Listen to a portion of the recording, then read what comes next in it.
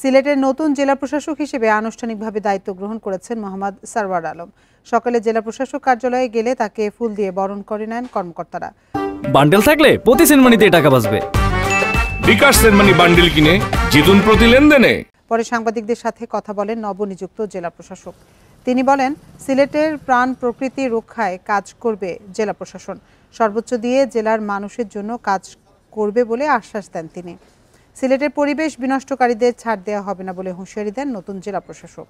সাদা পাথর লুটের ঘটনায় সমালোচনার মুখে শের মোহাম্মদ মাহবুব মুরাদকে সরিয়ে সরওয়ার আলমকে জেলা প্রশাসকের দায়িত্ব দেয় সরকার।